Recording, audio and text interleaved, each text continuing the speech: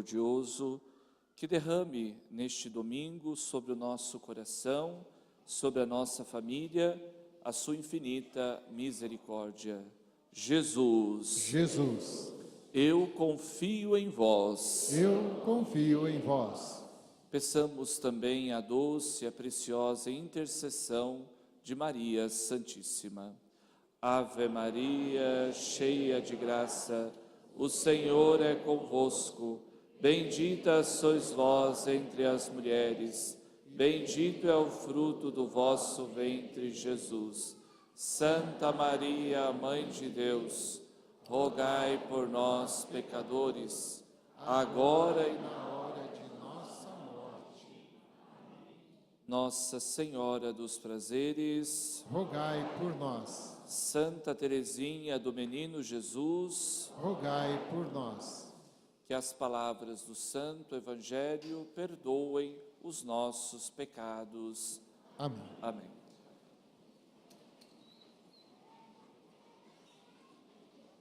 Louvado seja o nosso Senhor e Salvador Jesus Cristo. Para sempre seja louvado. Meus queridos irmãos, minhas queridas irmãs, queridos irmãos e irmãs que nos acompanham também através da internet, hoje, com todos os cristãos do mundo inteiro, estamos celebrando o 26º domingo do tempo comum.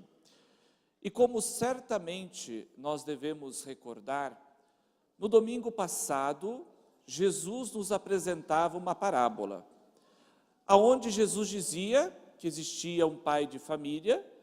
Este pai tinha uma grande vinha e ele precisava de trabalhadores para trabalhar na sua vinha.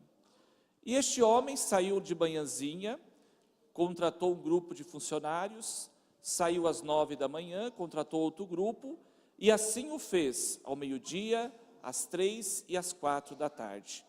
E no final do dia, ele deu uma moeda de prata para cada um deles, causando assim uma certa confusão. Mas Jesus contou esta parábola justamente para mostrar o quê? A gratuidade de Deus, ou seja, Deus é livre para dar a todos a sua graça e a sua misericórdia. Ninguém tem que se sentir melhor ou maior do que ninguém. A graça de Deus, ela é dada igualmente para todos. E Jesus quis justamente ilustrar esta verdade contando esta parábola para nós. E hoje, Jesus nos conta uma outra parábola. E esta parábola nos mostra que da mesma forma que Deus passou pelas praças, chamando pessoas para trabalhar na sua vinha, Jesus hoje, Deus hoje, continua passando pela nossa vida e nos chamando para trabalhar na sua vinha, que é o reino de Deus. Todos nós que estamos aqui, somos convidados a trabalhar na vinha do Senhor, a trabalhar no reino de Deus. A parábola de hoje, porém, nos convida a refletir sobre como nós estamos respondendo a este chamado. Deus nos chama, mas qual é o tipo de resposta que nós estamos dando para Deus? Jesus, no Evangelho de hoje, ele contou uma outra parábola, como eu disse. Existia um pai, e este pai tinha 2 filhos. E ele pediu para o primeiro filho: filho, vai trabalhar na minha vinha. E o filho disse: eu não vou trabalhar. Mas depois ele pensou bem, refletiu e acabou indo trabalhar na vinha. Ele pediu a outro filho: filho, vá você também trabalhar na minha vinha. E este filho disse: sim, pai, eu vou, já estou indo. Mas acabou depois não indo, enganou o pai. E Jesus contou esta parábola para quem? Para os sacerdotes do templo, para os fariseus, para os doutores da lei, para os anciãos do povo. E quem era este grupo de pessoas que Jesus contou esta parábola? Eram pessoas religiosas. Os fariseus não saíam do templo, frequentavam o templo todo dia. Os doutores da lei conheciam a Bíblia de ponta a ponta, sabiam de cor cada versículo da Bíblia. Eram pessoas extremamente religiosas. Porém, eles tinham um grave defeito. Apesar de serem religiosos, tinham um coração fechado. Se achavam melhores, mais santos do que os outros, se achavam já convertidos, portanto, na cabeça deles não precisavam mais de conversão, porque já estavam convertidos. Em seus corações existiam maldades, ódio, e eles tinham um grave defeito: julgar as pessoas. E Jesus conta esta parábola para eles propositalmente, ou seja, de propósito. E no final da parábola, Jesus pergunta para este grupo de pessoas: o que vos parece? Qual dos 2 filhos fez a vontade do Pai? E eles prontamente respondem: o primeiro filho. Pois bem, disse Jesus, os publicanos, os cobradores de impostos, os corruptos e as prostitutas vão preceder vocês no reino de Deus. Ou seja, vão chegar primeiro do que vocês, disse Jesus aos fariseus, aos sacerdotes do templo, aos doutores da lei. Vão chegar primeiro do que vocês no reino de Deus. E Jesus, ao dizer isto, não é que Jesus estivesse apoiando os corruptos, os cobradores de impostos, as prostitutas, não. Jesus não está apoiando estes pecados, não. Mas Jesus estava dizendo para eles o quê? Que estas pessoas, apesar de terem pecado muito na vida, quando encontraram a Jesus, quando ouviram a voz de Jesus, se converteram profundamente, se converteram de verdade e passaram a seguir a Jesus. Foram humildes, reconheceram os seus erros e realmente se converteram. Amados irmãos e irmãs, diante desta realidade, nós somos convidados agora a olhar para a nossa vida de cristãos e a nos perguntar: como está sendo a nossa resposta a Deus? Deus hoje está chamando a mim, está chamando a você, a todos nós, a trabalhar na sua vinha. E qual é a resposta que nós estamos dando a Deus? Qual dos 2 filhos nós estamos sendo hoje? Estamos sendo o primeiro filho que disse não ao pai, mas que depois se arrependeu e acabou fazendo a vontade do pai? Ou será que nós estamos sendo como o segundo filho, que disse sim, Senhor, eu vou te seguir, mas depois não foi? O primeiro filho representa aqueles pecadores, os cobradores de impostos, os corruptos, as prostitutas. O segundo filho representa os sacerdotes do templo, os doutores da lei, os anciãos. Qual tipo de resposta nós estamos dando hoje a Deus? É importante lembrar que todos nós que estamos aqui já demos a nossa resposta a Deus. E a nossa resposta foi sim. E por quê? Todos nós aqui fomos batizados, a maioria de nós aqui já recebeu todos os sacramentos. Então, de uma certa forma, nós já dissemos o nosso sim a Deus.